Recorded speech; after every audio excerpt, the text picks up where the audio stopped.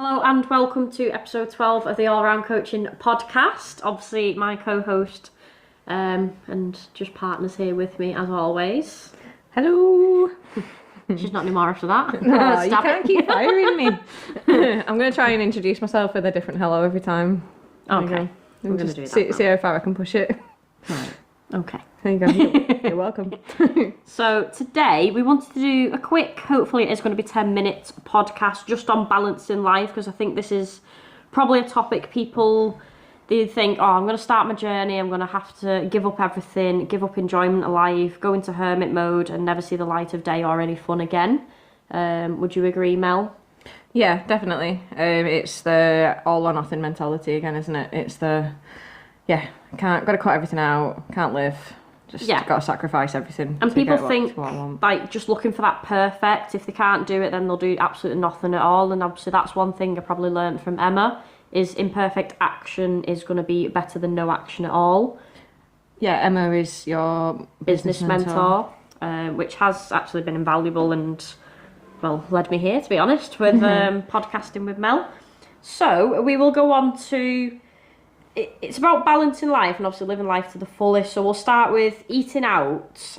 People think when they start on a journey that they're unable to eat out, they can't enjoy family meals, social occasions, and everything has to be chicken, salad, rice, and absolutely no enjoyment outside of them foods. What would you say starting 12 months ago, and what would you say now? In terms of balancing life and... Yeah. I mean, I think I started, started my journey this time last year now. So I think what was interesting was I knew my plan. Like, to be fair, actually, before you, I didn't even open my Google Calendar.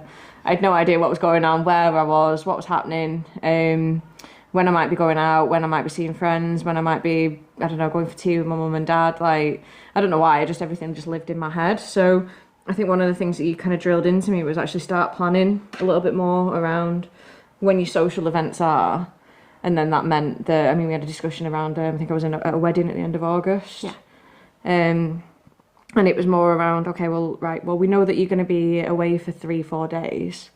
Let's just not rein it in as such, but let's just make sure that we're mindful and more conscious of what we're doing before we lead up to that, and then make better decisions when we're actually on that trip, in terms of choosing wisely in terms of what you're eating. Obviously, there's no denying that I wasn't going to have a drink. You're at a wedding, it's inevitable. No one's that person. Yeah. Just making more mindful choices and just planning ahead. I think that's what I'd learned from you from literally within the first month, within the first 4 weeks. Yeah, so people probably get in that mentality where they think, do you know what, I'm going to eat out then, so fuck the entire week. I'm going to throw it all in and just do what I want. And obviously that's what probably people fail on, that because then they've already scrapped that entire week thinking that them 2 or 3 days away is going to hinder everything.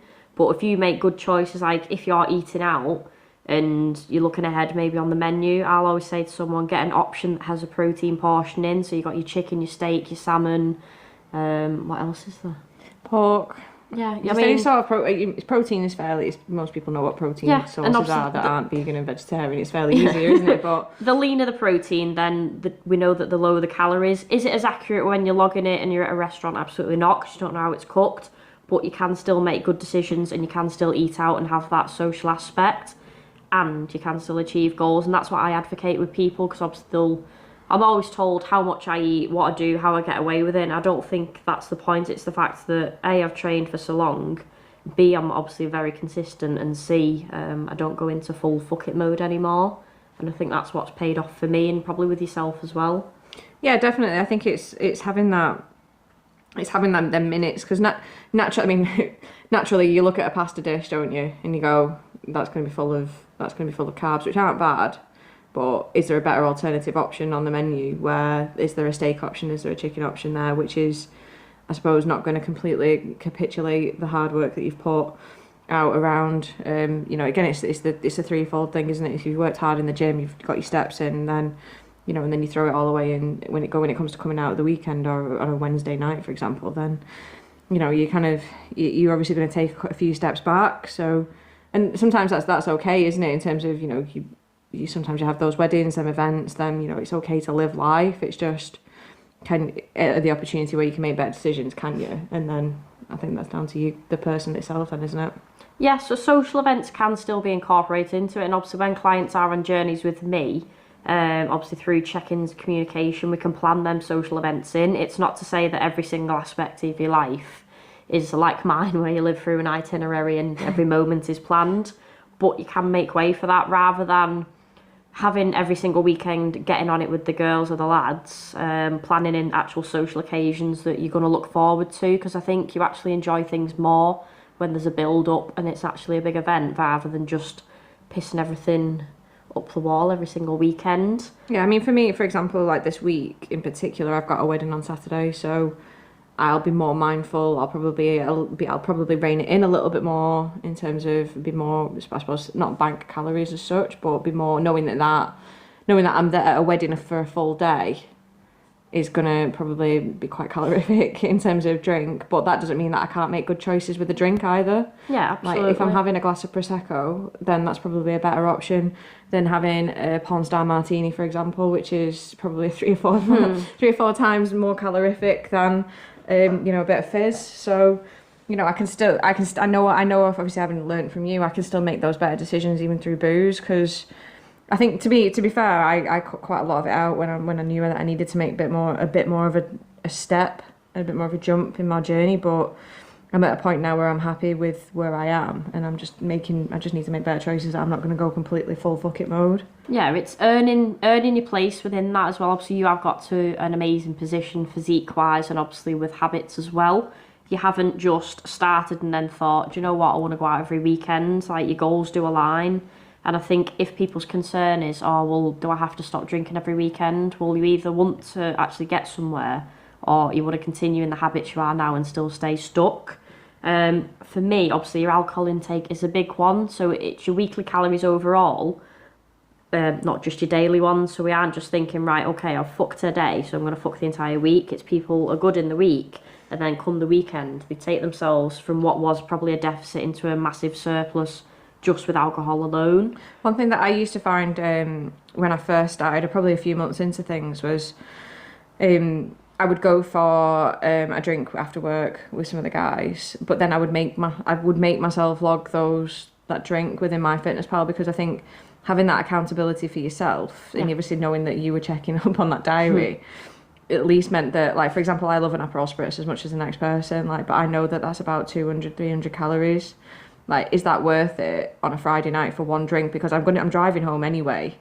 Like, that's where, like, things like obviously the 0% beers and stuff can come in handy, because you're still being sociable. Yeah. But you're not, I suppose, spunking those calories up the wall. No, and you are right, because obviously we've got a list here of alcohol, and I think probably it surprises people because they don't account for the alcohol, they don't account for liquid calories, they just think food, good and bad, and they only look at that. So a lot of people, and I know a lot of people that do this, they'll have not even just one glass, but one glass of red wine is 226 calories. Obviously, if we're adding that up over the bottle, it's nearly some people's half intake for just one bottle of wine. Yeah, I mean that's a decent snack, isn't it? It's a lot of calories, but it's a big meal. I mean, if you're just having one glass, that would have been like it's a chicken salad for me. Yeah. What's going to make you more satisfied and fulfill you more? It's going to be chicken salad. Yeah. With a bit of dressing.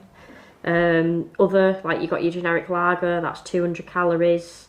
A bottle of Prosecco, we're going more the lower end now, so you're at 360. If we can be a little bit smarter in our alcohol choices, then yes, we can still include it, but it shouldn't be at the forefront of you trying to get to your goals. Yeah, I think I always find it interesting going back to the MyFitnessPal, because one of my boss actually, he was going through a bit of a phase last year. It was summer, he was going on holiday, and he said that he'd gone to the airport, and naturally what most people do, because I've been there, you obviously have a couple of drinks in the airport lounge, and I think he said he'd had a sausage barm and 2 pints of beer, and he'd had all of his calories for the day. Yeah. Which is insane. Like, so I think it's just being more. It's not necessarily saying don't have it. It's just if you picking and choosing daily, picking and choosing the right moments. That actually is this worth my budget? Is it worth it for this? Like, because I've done it in the past. I have been notorious in the past for going out and boozing, and like I said, just a random Friday night or just a pub quiz night or whatever. Like, It's just, are those occasions worth taking about 3 steps back on your journey for, I don't know what. I think I did, it was funny actually, I listened to another podcast where, with booze in particular, where they talked about nothing ever tastes as good as that first glass. Yeah. And then every other glass following that, maybe the second glass does, but after that, you're chasing that high of that first glass. Like, and a lot of people, and myself included, have gone, I'll just keep going and going before you've had 7 glasses of Prosecco or 8 porn star martinis before you know it, and then you're sozzled and you're waking up the next day feeling hanging out your arse. Yeah, and I think people need to realise, like, they can't just get away with it and question why they're not getting anywhere if they're not even looking at that aspect. So I would, like, if you aren't getting anywhere on your journey, look at your alcohol intake, look at things that you potentially don't see as being anything, but it is generally always the liquid calories, often the condiments that are probably holding you back. And if you do like the taste of alcohol, what we've got Lucky Saints that you had. Yeah, I mean, I'm a big advocate for that. It's a 0 point something beer. And I think it actually tastes pretty decent, and it's how many calories is it? Is it 53? Yeah. We are reading off a sheet, by the way, just because we're making sure that we're getting stats and facts for you. But yeah, 53 calories is a damn sight better than obviously 200 calories. And for me, when I think it was October, November last year, where there was a couple of instances where I went to like a 30th birthday and I'd taken a couple of bottles of Lucky Saint, and I didn't feel out of place for having, I don't know, let's say a 0% of that bottle lager, and I was still able to drive home, and I was still fresh the next day to get into the gym. So for me, like, that wasn't a big occasion, but I still wanted to go and socialise. So it wasn't to the detriment of I suppose my social life. Yeah, so if you do want to obviously include alcohol, then you can have, like Mel said, that 0% or 0.2% alcohol version. One, obviously, is socially to fit in, even though I disagree with societal norms as everybody has to drink, but you can still include that, and obviously it's not going to take you off track with your goals. So we are going to leave it there today. We just wanted to do a little, what is a 12-minute now podcast that we wanted to do in 10. We wanted to give people little nuggets.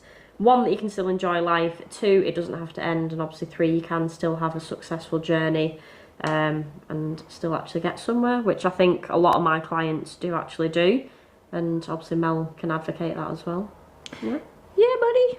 So if you do need any help on coaching or just any guidance, you can drop me a message or visit the website. I am releasing and opening up my app if people just want some accountability to track the progress, set some daily habits, and obviously hopefully start a journey within themselves.